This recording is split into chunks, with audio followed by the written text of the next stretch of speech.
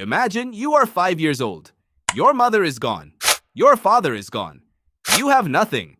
No home, no food, no name that anyone uses anymore. What happens to you? In the modern world, you know the answer. Foster care, adoption agencies, government programs, a system built specifically to catch you before you fall. But for 99.9% of human history, none of that existed. There were no orphanages, no social workers, no legal guardians appointed by a court. There was only the world. And the world was brutal. So what actually happened to orphaned children in the ancient world? The answer will change the way you think about human nature. Let's start at the very beginning. We're talking 300,000 years ago. Your ancestors lived in small mobile bands of roughly 20 to 50 people.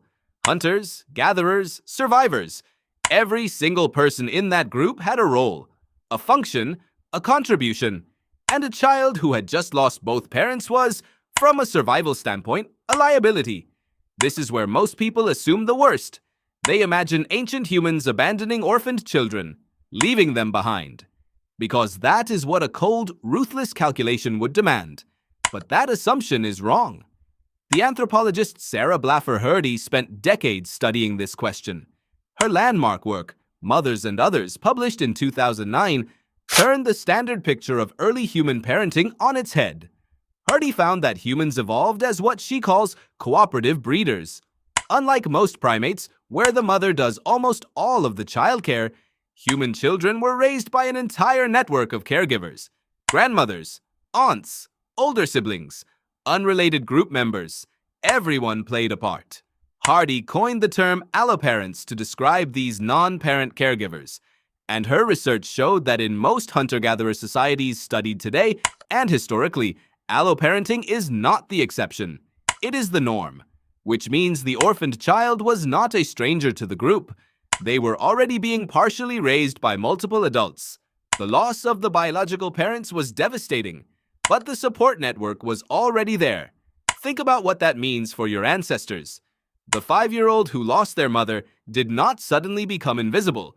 They became the shared responsibility of an entire community, not because of a law, not because of a government mandate, but because the group's survival depended on its children surviving.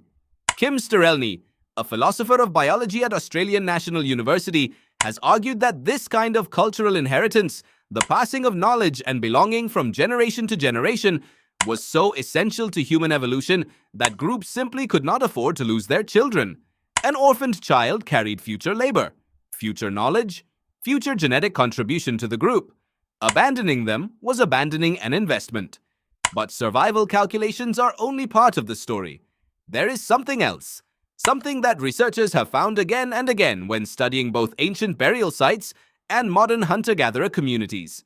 Something that points to a far older and deeper human truth. Grief. In 2014, archaeologist Maria Martinon Torres and her colleagues published findings from the Sima de los Huesos site in northern Spain. This was a pit containing the remains of at least 28 individuals, dating back roughly 430,000 years.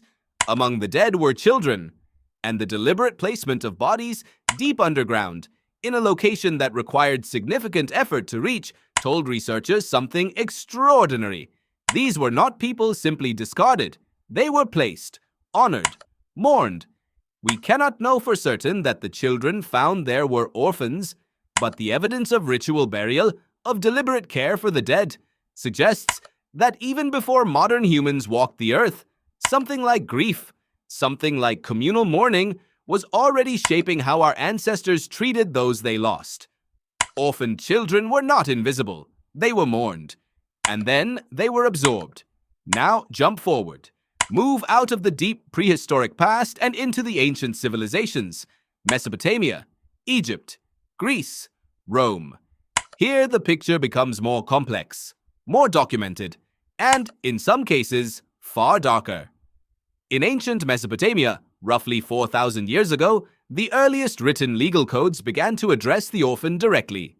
The Code of Ur-Nammu, dating to around 2100 BCE, explicitly protected widows and orphans from exploitation by the powerful. This is one of the earliest written acknowledgments in human history that orphaned children were vulnerable. that the law needed to step in because natural community care was not always enough. But written law and lived reality are different things. In ancient Rome, the situation was starkly two-tiered. Wealthy orphans, especially male heirs, could be placed under a legal guardian, a tutor, who managed their inheritance until they came of age. The Roman legal system had elaborate structures for this. The orphaned child of a senator lived in a very different world from the orphaned child of a slave. The orphaned child of a slave had no legal status at all. They were property, and they could be sold. Historian Judith Evans Grubbs, in her research on Roman family law, documented how the fate of orphans in Rome was almost entirely determined by social class. Elite orphans were fought over. Their guardianship was a source of wealth and power. Poor orphans were absorbed into households as cheap labor, apprenticed to tradesmen, or left to fend for themselves on the streets of cities like Rome or Alexandria. In ancient Athens, the state actually took a formal role in protecting the property of citizen orphans. The Archon, a senior magistrate, was legally responsible for overseeing orphaned children of Athenian citizens. But again, this protection applied only to citizens. The children of non-citizens, slaves, or foreigners had no such protection. The pattern repeats across civilizations. When a society creates formal structures for orphan care, those structures almost always serve the children of the powerful first. But something else was also happening. Something harder to quantify. Something rooted in the older, deeper cooperative biology that Hrdy described. Across cultures, across millennia, neighbors took in orphaned children. Extended families stepped forward. Religious institutions, as they emerged, created early forms of communal care. In ancient Israel, care for the orphan and the widow was not merely encouraged, it was commanded. The Hebrew Bible returns to this obligation again and again. To neglect the orphan was a moral failure, a sign of a society that had lost its covenant with its own values. In early Buddhist communities in ancient India, monasteries became places where orphan children, especially boys, could find shelter, education, and community.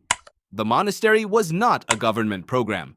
It was a human network responding to a human need. Now here is the counterintuitive twist. For most of human history, the orphan was not primarily a problem for the state to solve. The orphan was a problem for the community to solve. And in small, tightly knit communities where everyone knew every child's name, that problem was usually solved. Imperfectly, with grief, but solved. The industrial era changed everything. When urbanization began pulling families apart, when traditional village networks fractured, when you could live in a city of 1 million people and not know your neighbor's name, the old cooperative system broke down. The result was the Victorian Orphanage. The institution, the warehouse for unwanted children, not because humans had become crueler, but because the human network that had always cared for orphaned children had been destroyed. Eric Olin Wright, the sociologist, described this as the displacement of social bonds by market and state structures. The community didn't disappear. It was reorganized, and in the reorganization, the most vulnerable fell through. So what does this tell you? It tells you that your instinct to protect a vulnerable child is not modern. It is not civilized. It is not something your culture taught you. It is 300,000 years old. It is written into your biology by millions of years of cooperative survival. Every time you feel the pull to help a child in need, every time something in you reacts to seeing a child alone and frightened, you are not being sentimental. You are being human in the oldest and most essential way. The orphan child was never truly alone, until we made the world large enough that alone became possible. And the question that ancient humans never had to ask, because the answer was always obvious, is the question your civilization still has not fully answered. Who is responsible for the child that nobody claims? Your ancestors knew. The whole group was.